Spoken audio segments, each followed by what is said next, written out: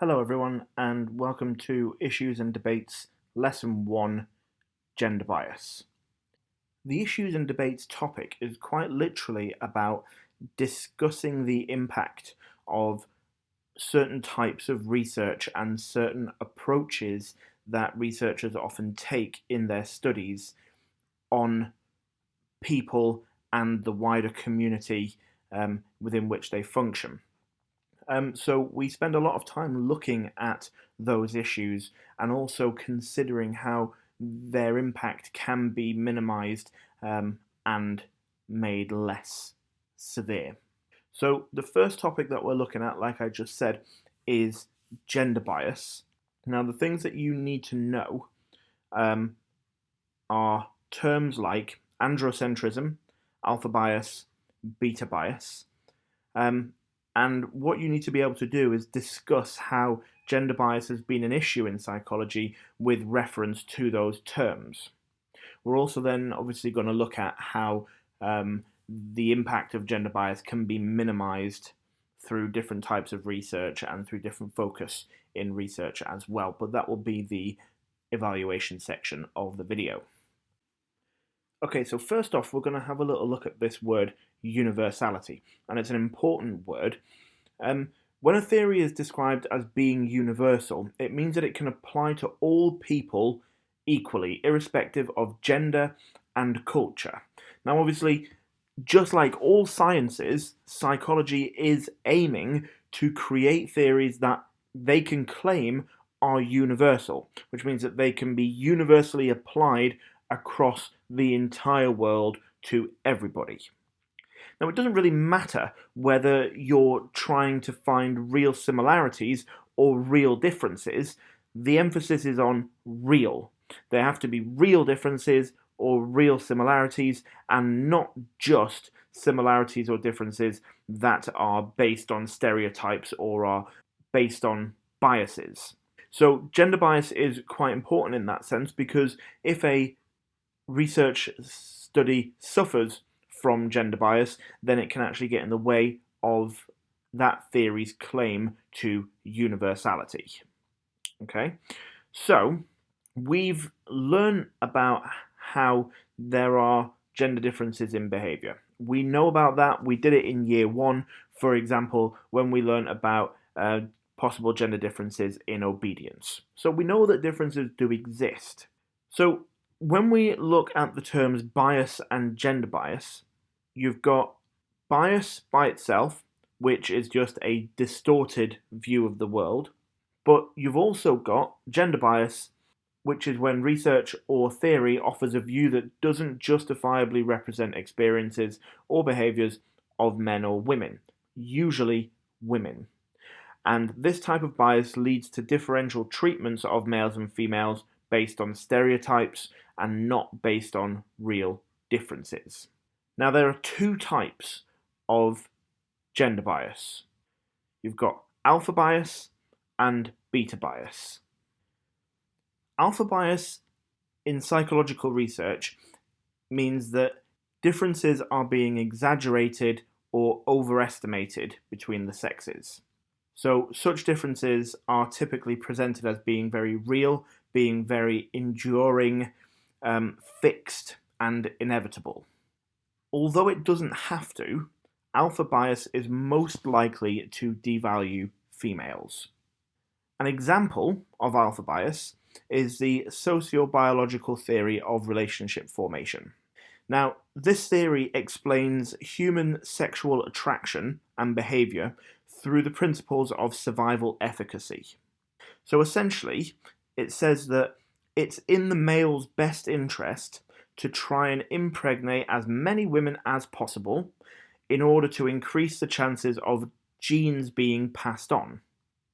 And for females, her best chance of preserving her genes is to ensure the healthy survival of the relatively few offspring that she's able to produce in her lifetime, which means that, as with sexual selection, she's going to be quite choosy about who she decides to reproduce with, and whoever she does try to reproduce with, they're going to make sure that that person or that animal, whatever, has enough resources to be able to protect her and the offspring. So, if you strip all of that away, essentially what it's saying is that being sexually promiscuous, so sleeping around, is genetically predetermined for males. So it's in their genes, and therefore it's normal.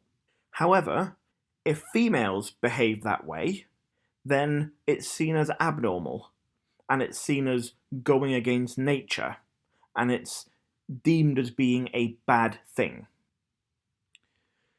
The other one is beta bias. Beta bias occurs when differences between males and females are minimized or ignored. And an example of that is the fight or flight response.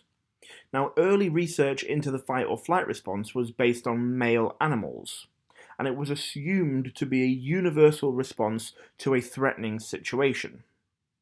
However, more recently, research has shown that female members of the species have actually evolved biologically to inhibit the fight or flight response. And it's found that female members of the species, when in a threatening situation, tend to focus quite heavily on caring and looking after offspring, so tending. And then they also tend to focus on forming defensive networks with other females, so they befriend.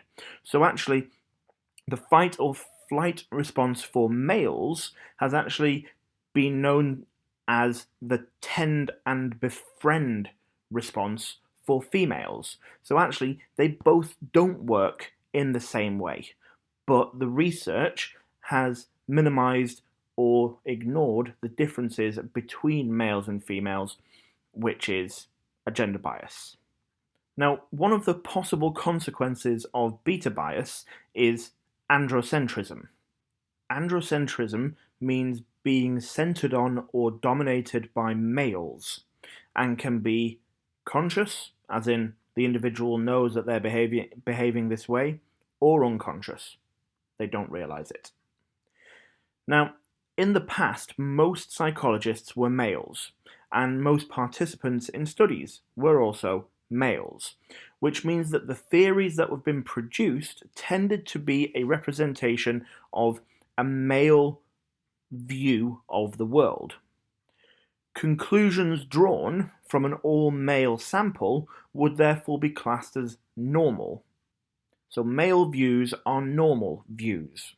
And any behaviour that deviates from that view would likely be judged as abnormal, which then leads, potentially, to female behaviour being misunderstood and even pathologized, so seen as a condition. Okay, so the question is, what can we actually do to minimize it? So I've got two evaluation points for you here. As I say, that they're not traditional evaluation points, they're more solutions to the problem. Depending on what book you are using, you might find that some of the evaluation points look at some of the consequences of gender bias as well. So they're a different type of evaluation point, but they are still important evaluation points. So obviously you can choose whichever ones you want to use. So because we've developed a greater understanding of gender bias, there are a number of solutions that have been suggested. So one of those is that some psychologists actually attempt to develop theories that emphasize the importance and the value of women. So Cornwell et al., for example, found in research that females are actually better at learning because they're more attentive and more organized. So that research emphasizes the value and the positive attributes of women, and as a result of that, it helps to reduce or challenge gender stereotypes, which is very important in reducing gender bias. Moving on, you've also got more reasons for avoiding beta bias. So beta bias actually can have quite severe consequences for women. So on the positive side, equal treatment under the law has allowed women greater access to things like educational and occupational opportunities, which is great. However, it's also argued that equality between men and women draws attention away from the special needs that women sometimes have, and away from differences in power between men and women. So, in a society where one group holds most of the power, taking seemingly neutral actions, neutral as in benefiting both men and women equally, may end up benefiting the group with power. So, in this case, that's the men. So, an example of that is equal parental leave ignores the biological demands of pregnancy, childbirth, and breastfeeding, and therefore ignores the special needs of women in this situation, therefore disadvantaging women overall.